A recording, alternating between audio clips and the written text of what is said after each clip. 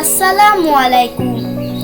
আমি ফারিজা আজাদ আবৃত্তি করছি কবি সুকুমার রায়ের লেখা বড়াই কবিতাটি।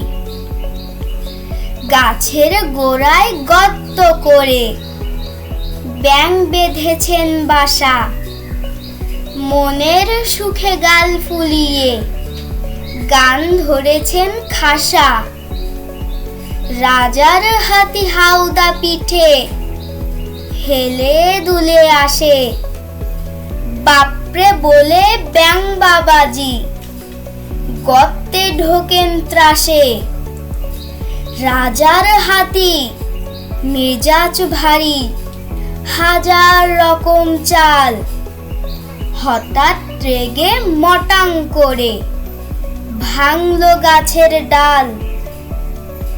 গাছের মাথায় চড়ায় পাখি অবাক হয়ে কয়, বাসরে বাস, হাতির গায়ে এমন জোর হয়। মুখ বাড়িয়ে ব্যাঙ বলে, ভাই তাই তো তোরে বলি, আমরা অর্থাৎ চার পেয়েরা এমনি ভাবেই চলি।